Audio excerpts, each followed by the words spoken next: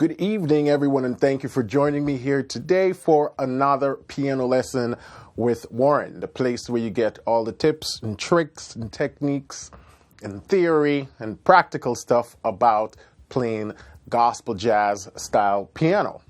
So in today's tutorial, we're going to take a look at three techniques, three must-learn technique for gospel pianist.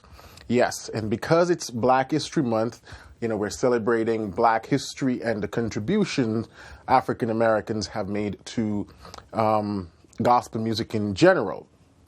And so we're looking at some of the older style of piano playing, earlier, more rootsy gospel style playing. And that's why I want to highlight three of these things that you need, whether you're playing more modern style gospel and definitely if you're playing old school gospel. The composer we're going to highlight today is the Reverend Thomas Andrew Dorsey, or commonly known, and they just say Thomas A. Dorsey. We're going to talk a little bit about Thomas Dorsey before I jump into the three techniques that you need, because as you know, Black history. So my job is to highlight some of the contributors to gospel music and teach you guys about that stuff if you're not familiar with it. So Mr. Dorsey was born in the state of Georgia in 1899. I just said 1899, and he died, unfortunately, in 1993. So he lived a pretty long life, and in that time he contributed immensely to gospel music. He is known as the godfather for black gospel music. He's also known earlier in his days as Georgia Tom. That's when he used to perform as a blues pianist and blues singer, so on. One of his most popular composition is Precious Lord, Take My Hand, and that's what I played in the intro as instrumental. It's one of his most popular composition. However, he did not compose that melody. The melody is actually from an old hymn, 1844, old hymn titled Maitland. And Maitland's often attributed to the American composer George Nelson Allen, who lived 1812 to 1877. And it is noted that he was the one that composed the melody of that song. And Thomas Dorsey took the melody and wrote his own text to it in a gospel style. And this Precious Lord has been recorded many times. But before we get there, Dorsey wrote this tune, or composed this arrangement, in response to the death of his wife in childbirth and his son. Now, I can't imagine the pain anyone who has to go through such a tragedy. You guys don't know, but my wife is currently pregnant. She's 16 weeks pregnant, and I've been hesitant to say anything about it because in 2017 we went through 2 miscarriages, and it was extremely tough for both of us, mostly her, than me. So I can't imagine Dorsey having that happen to his wife, died in childbirth. So he wrote the song in response to just that tragedy in 1932. August of 1932 is when he wrote Precious Lord, Take My Hand, or when he took the melody, wrote text to it. So it's a very deep, sorrowful song. So when you hear the song, it's coming from a place of deep, deep sadness. However, Mahalia Jackson, the vocalist, is the one that I believed first performed in terms of, I think she was the first one to record this version of the song. And if you don't know Mahalia Jackson, you gotta go check her out. She's one of the baddest gospel blues singer who ever lived. Yeah, Mahalia Jackson, go check her out. Check out her version of Precious Lord. I believe right now it has a couple million views on YouTube. Just a powerhouse. Also, this song, Precious Lord, was a favorite of Dr. Martin Luther King Jr. And he would often invite Mahalia Jackson to come sing this song at civil rights rallies. So this song has such a deep roots coming from the death of Dorsey's wife in childbirth, used extensively by Martin Luther King, who would have Mahalia Jackson perform it at, civil rights rallies. So this song, when I play it, I try to envision all of that stuff happening. What was happening back then with civil rights, fighting for equality and freedom. And what happened to Dorsey back then. It's just, this song has a lot of roots. So that's the history of the song right there. But as to Dorsey's accomplishments and some of his contribution, Thomas Dorsey founded the first black music publishing company named the Dorsey House of Music. So that's amazing. The first black publishing company. And he started his own publishing company because the white guys didn't want to publish his stuff. You know how sad that is? So back then it was a tough time for African Americans. And so instead of complaining, Dorsey decided, I'm going to start my own thing. So he went and he started the Dorsey House of Music. Precious Lord was recorded because the Precious Lord influenced so many great artists after Dorsey wrote it. Specifically, even a lot of the white artists. So guys like Elvis Presley, Jim Reeves, Roy Rogers, Tennessee Ernie Ford, and even Johnny Cash. All those guys have recorded versions of Precious Lord. So that's wonderful. The respect that was paid to Dorsey, that these guys who helped shape American popular music also respected and honored him by recording versions of the song.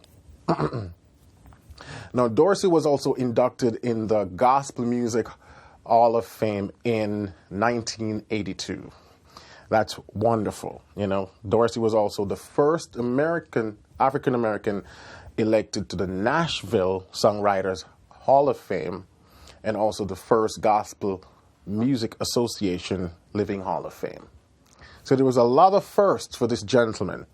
And so as a gospel pianist, you have to go check out this guy. You got to, go a little reading on him, listen to some of his stuff that he wrote, because Precious Lord is not the only song he wrote. There are many others. I chose this one because it's one of the most popular known. His work, a lot of his works now have been sort of transitioned into standard hymnals and virtually in all American churches and English-speaking churches worldwide. It is said that Precious Lord has been translated into like 40 plus languages across the world. So, the guy did good, not only for himself, but also the contribution to gospel music. Mr. Thomas A. Dorsey, thank you, sir, for all your contribution. And that's our Black History moment for today. Now we're going to take a look at the 3 techniques that you need to learn for gospel music, especially when you're playing the old school stuff. And the first one I call the chromatic slide. When I say chromatic slide, I think of the electric slide. Back then, that dance, the electric slide. Anyway, this is the chromatic slide.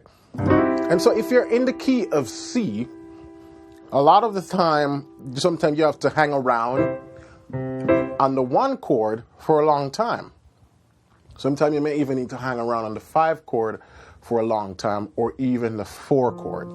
And so one of the things that you'll often hear in blues piano, in the early gospel, stuff like this.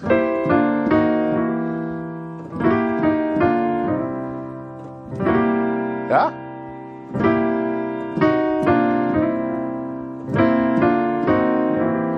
I call it the chromatic slide because all I'm doing is taking these notes, moving it chromatic up here and back, still on the 1 chord.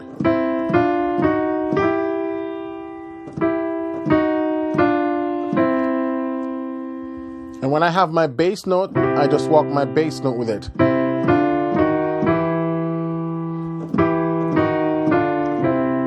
But one of the things I do to make it, has more character is just bend that grace note like that. And that little roll in the left hand, So you have, and then you have, when I get to this one, I flick it. All those little bends come from the blues scale. So,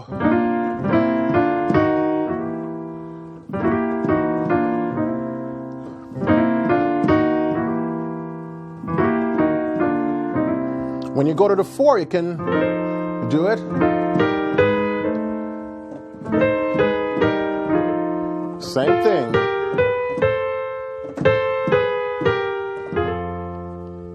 When I get to the 5,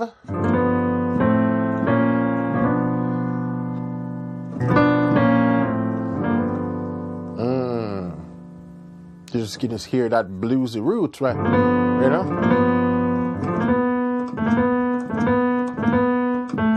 That's all I'm doing. Just roll that. You get that nice flick.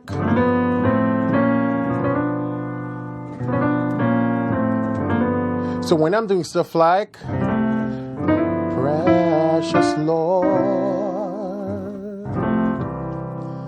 take my hand. There we go. Lead me on. Let me stand. I'm tired. I'm weak. I'm worn. Here we go.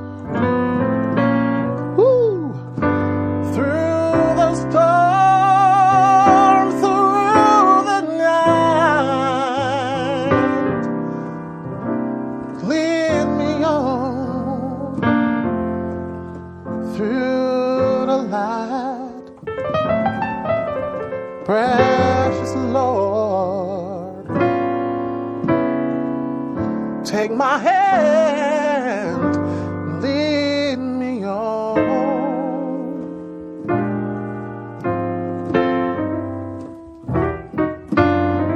So that's called the chromatic slide. Once you hum on a particular chord, mostly the 1 and the 4, the 1 and the 5, you can, do those little walks. And just remember to put some character to it by using those nice flicks with the grace note.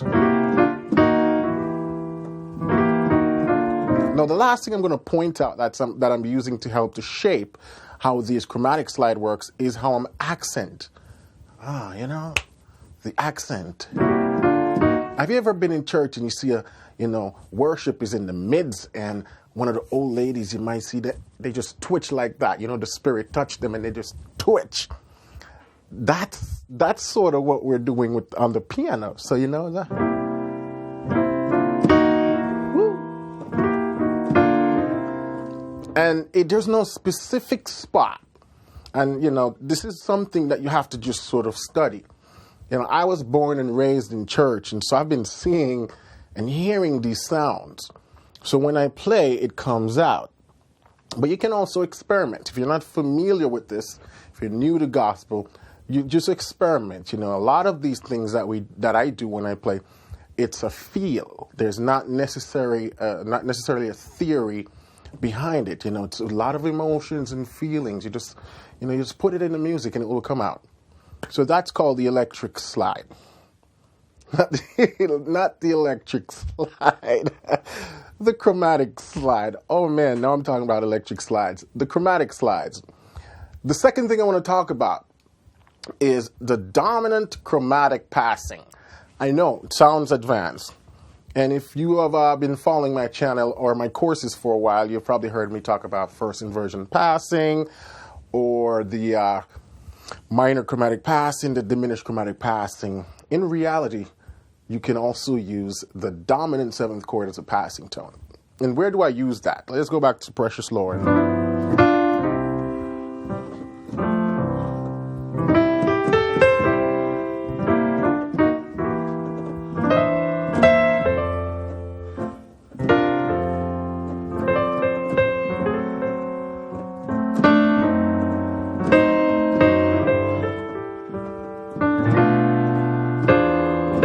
Right here.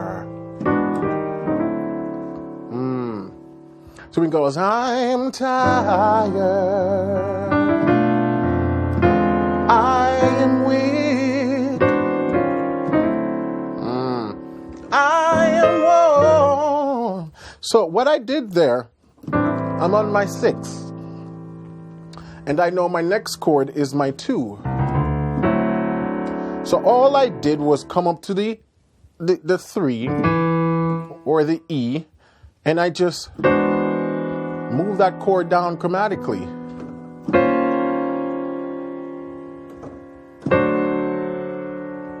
Now, this is where you can even get more creative and you can start extending notes. So like when I come here, right now I'm playing a flat 13th because I'm just keeping that C. I want that tonic, that root note to sort of stand out. So I just keep that C and just build basically an E9 down here. But because I have that C, it turns the chord into a flat 13th. And then when I move that down, this chord now right here, this becomes a 13th. And then to my D9. So I am tired. 7, 3, 6. I am weak. I am warm. Making up. Then.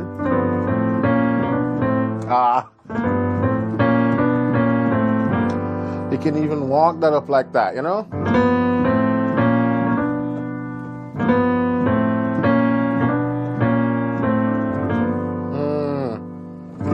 Through the storm, through the night. You can even. That's another one right there.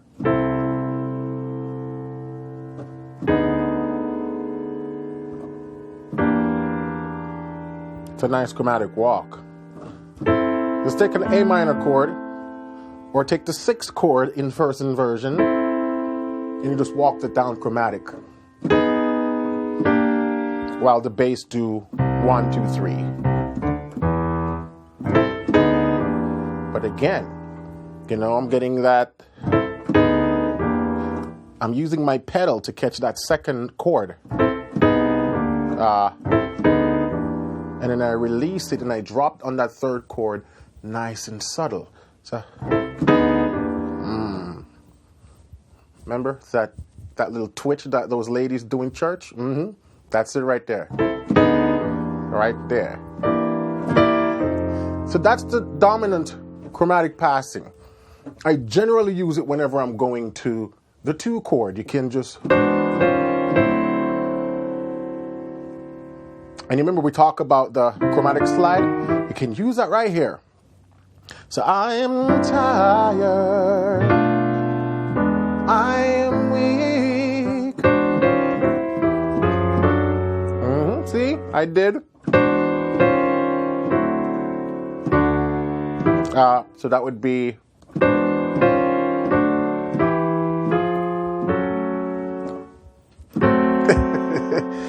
So once I drop on that D7,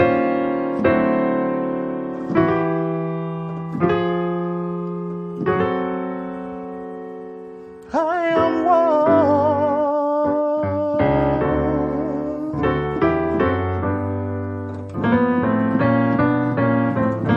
through the storm, through the night, lead me on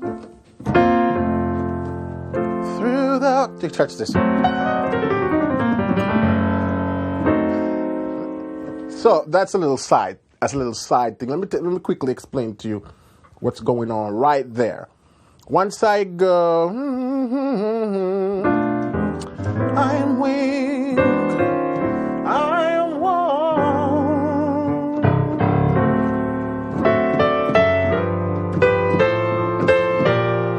Through the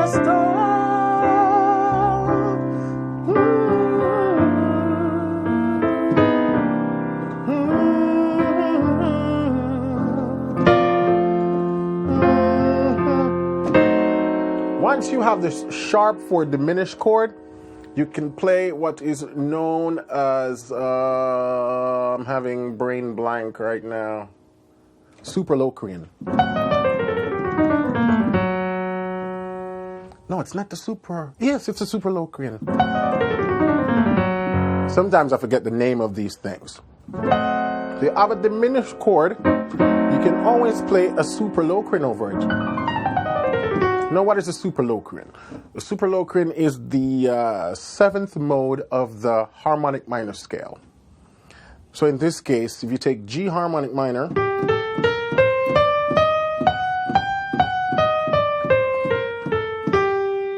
and you pick the seventh mode,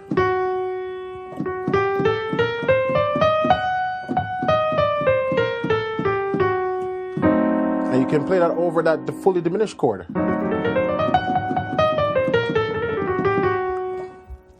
Now you might say, Warren, how am I going to remember that?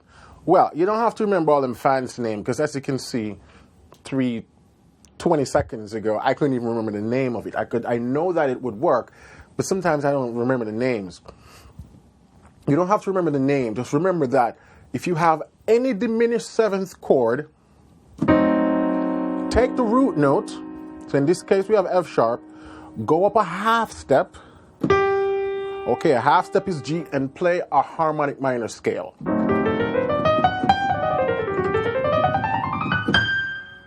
That's all. If you can remember that rule, you're golden. Anywhere on the piano you are, let's say F.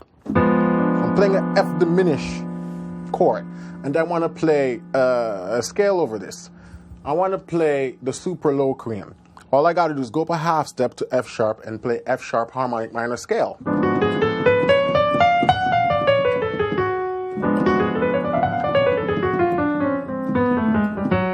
You know?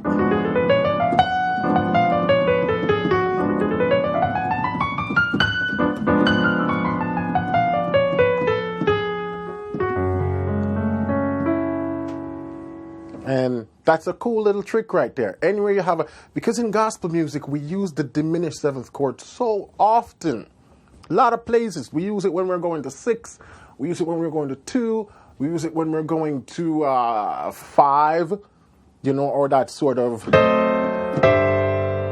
with the 5 in the bass.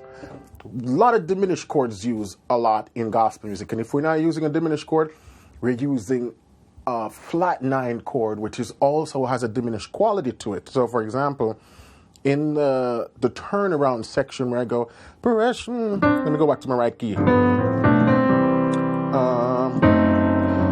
Precious Lord, right here. A7 flat 9, but this portion right here of the chord is diminished. Take my hand. D7 flat 9. That portion of the chord is diminished. Lead me on. That portion of the chord is diminished, and so there's so many diminished chords used in gospel music, and so this is a cool little trick that you can use whenever you have a diminished seventh chord. You can just go up a half step, play that harmonic minor scale.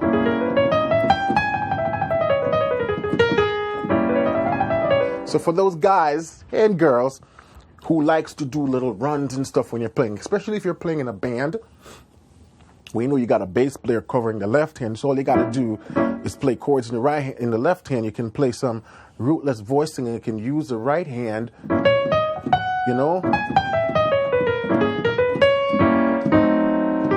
Yeah, you can use the right hand to create melodies.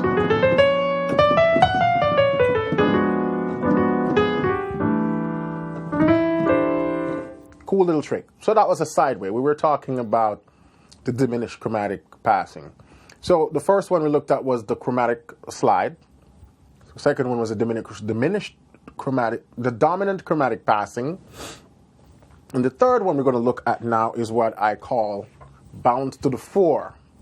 Another gospel technique that is very popular, especially when you're playing these old slow gospel and even when you're playing the fast gospel. So what am I talking about, bounce to the 4? When I'm playing my 1 chord, sometimes I often like to play the right hand in second inversion like this. And then I just do. So that's the 4 chord right there. It's an F chord. And then I'm just quickly coming back to my 1 chord. But the bass doesn't move. Just the right hand.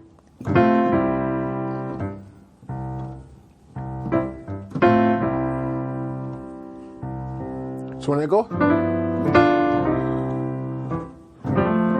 sometimes I might do that. Bounce to the 4. And you can use that grace note. Yeah? Precious Lord, take my hand, lead me on. One more time. So you not only can do it when you're on the 1 chord, you can do it when you go to the 4 chord. So when I go to that 4 chord, I just bounce it to B flat, bounce it to the 4. You know, so the 4 of F is B flat. Let me stand. I am tired.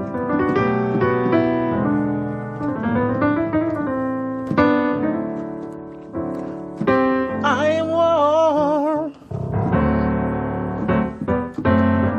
So even when I go to my 2 as a dominant 7 chord, and then I go to my 5, I can bounce it back to that 2. In this case, I move the full chord, not just the right hand. I move the bass, so you have that nice.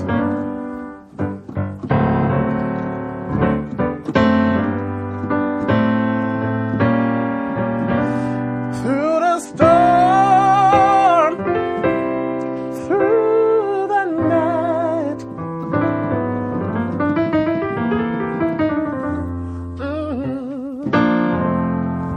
through the light. Precious Lord, take my hand and lead me on. You can go to the 4, flat 7, and then back to the 1 as a major 13th. Give you that modern sound. So you take that old gospel and you can just end it with a modern chord like that. That major 13th. So those are the 4 must-learn gospel technique. You know, so as we go through Black history, I know a lot of you who play for your churches, pastor might be whipping out some of the old hymns and, you know, some of the older songs. So you can go experiment with these, you know, the chromatic slide. There's so many places you can do it.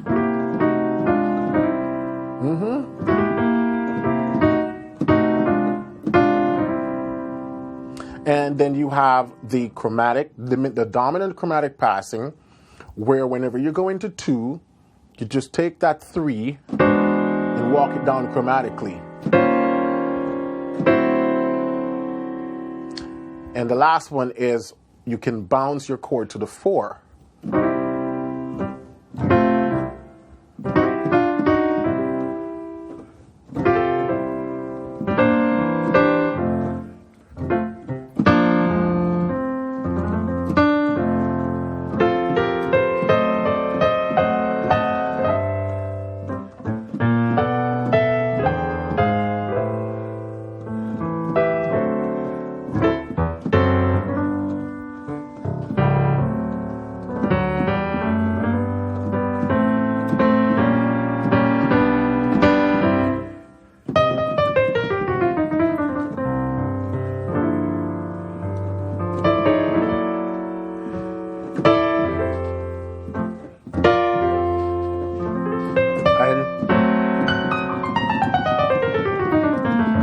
whenever you go to a diminished chord, you can play the super Locrian, which is just, in other words, go up a half step from your root note and play a harmonic minor scale.